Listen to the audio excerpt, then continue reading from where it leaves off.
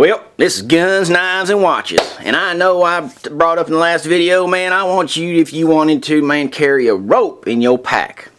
So I want you to do, man, is go down to your local hardware store, get you one of them there 100-foot lines, man. Don't worry about it. Hell, it's all strong enough. 550 Paracord. See how small that stuff is? It holds 550 pounds on it. Yeah, boy, get her done. No, not really. 550 Paracord's great stuff. And yeah, in a laboratory, it will hold 550 pounds.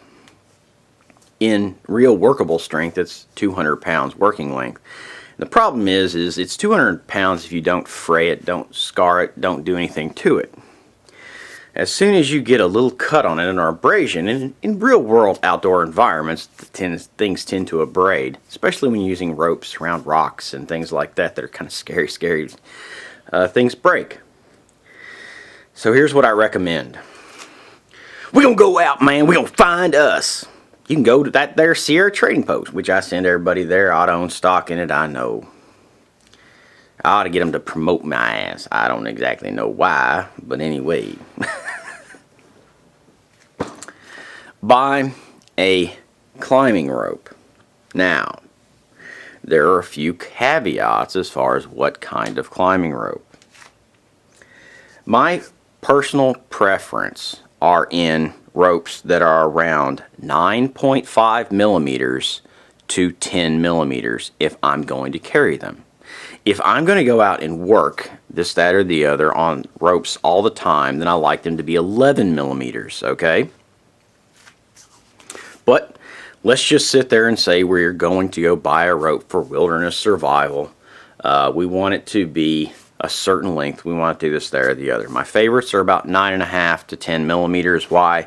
Because the diameter of the line is such where if I double it over a tree, I can easily do I can do one of them there descents, man, without them there a lot of extra stuff like harnesses and things, and there are ways of wrapping around your body and things where you can actually do that and learn to do it and do it rather well. Now, I'm not talking about going down an overhanging descent like that. I'm not talking about doing a sheer 90-degree. I'm talking about doing most of the things that are cliffs that are out there and you can find in nature. The reason this one is a Petzl 9.8 millimeters. Why is it 9.8 millimeters? It's because I want to be able to pull a car out of a ditch if I have to in an emergency, just with another car not having a wrecker or something, and this thing's 100 feet long. Well, Guns, Knives, and Watches, you apparently can't do that fucking math, bitch, because that says 60 meters. Well, that's because this Petzl climbing rope used to be 60 meters, but I cut it in half. Now,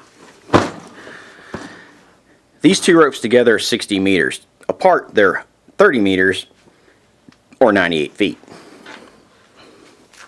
If you're going out and you're buying a climbing rope at discount and you want to cut it in half to make a shorter piece, do not, I am stressing, do not, I would never, ever, ever, ever, ever do this, buy a 50 meter rope.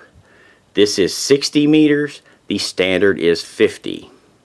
That extra 10 meters doesn't sound like much, and the cost between the two, especially if you use the discount codes and this, that, or the other, aren't much. But that extra 5 meters is 15 feet. I know 15 feet, if you double it over something, is only 7.5 feet. But I guarantee you, I have never, ever seen anyone who's done exactly what I'm talking about, and a lot of people do in a lot of different organizations and a lot of stuff, like working with ropes that are less than 100 feet long, out in any type of rescue or anything else situation, unless it's for a specific task. If it's for a specific task, that's great. But that extra length on that rope, 15 feet on each hank, is an extraordinarily useful tool. So do not buy a 50 meter rope and cut it in half. Buy a 60 meter.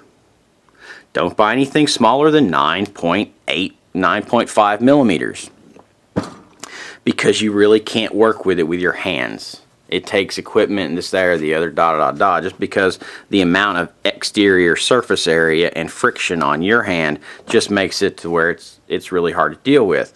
Another thing you may want on your rope is make it a dry rope, which this is a dry rope. A dry rope has treatments on it that make it hydrophobic, which means water doesn't like it. It doesn't just get in there and get wet and just be all heavy and wet rope. This is a dry rope. Another thing that it has going for it is dry ropes tend to deal with dirt and very well, because dirt will get in here and it will braid the surface. So, don't go down to your hardware store. Don't do any of that crap. Buy a good climbing rope. Get it at discount from Sierra Trading Post. Use the coupons. Do whatever the hell you want to. Just find one that's an opportunistic buy between 9.5 to 10 millimeters. I tend to stick more towards the 10 millimeter mark. Me personally, I like as close to 10 as I can possibly get, which this one's 9.8. It's a dry rope, 60 meters in length. Cut the thing in half. You have a 98 foot or 30 meter climbing rope that will do a lot of what you're going to be required to do out in the wilderness. If you don't want to cut it in half, that's fine. But when I'm doing a lot of the things that I have to do, I wind up cutting them in half anyway. So now I've just started. If I need a longer rope, I'll just throw the other half in there, and then I'll tie them together. And this is how you tie it together. Now, you're going to have the right equipment. You're going to have to understand how to do this. This isn't a great knot for everything, but it's a great knot for most things. Now, normally I would want a longer tail on that.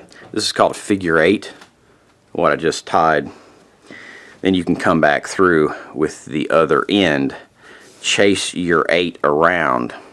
And as I said, I would normally leave longer tails on these, but this is just for that there video, man. And come back up through, and then you have a double figure 8. You want a foot of tail on each side. I would recommend it. And then if you need a longer rope, there you have it with a double figure 8. Of course, that's a crappy one, but that's just the way it is. It's video, man. This doesn't count. Nobody's life's on the line. And that's just the way it works. You can also tie yourself or somebody else onto the line using that double figure 8. You use a figure 8 with a long tail and then wrap it around them and then chase it back through. But that's what I would recommend.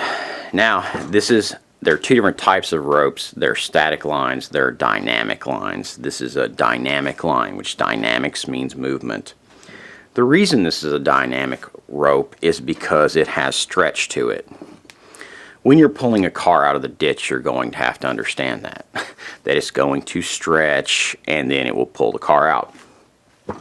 The reason this is a dynamic line, the reason that stretch is, a percentage of its length. It will just stretch, given X number of load.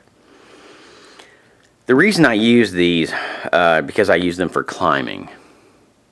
When you fall, when you're climbing, you don't want to be stopped instantaneously. You want to be slowly decelerated.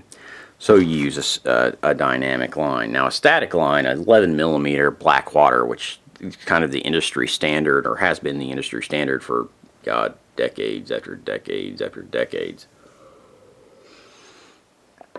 The Blackwater Rope, which is a black Kerman 11 millimeter static line, which is used for rappelling. The reason you use that for rappelling, and it's exclusively used for rappelling and for rescue, that type stuff, is because when you're coming down and you want to, let's say you want to crash into somebody's window, or you want to stop someplace on the side of a mountain, and you want to stop exactly at that inch, you can use a dynamic, or you can use a static line to do that, because there's really no flex in it.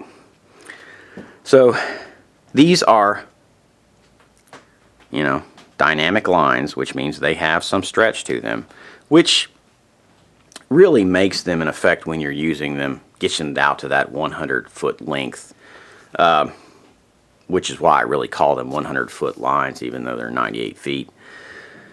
Buy something as close to 10 millimeters as you can. If you really want to use get a hard work rope, 9.5 to 10 are good working sizes, diameters. Don't buy a 50 meter, buy a 60 meter if you're going to cut it in half. 50 meters is fine if you're not going to cut it in half and you're just going to carry that rope and and you're going to have to do this for things in your environment.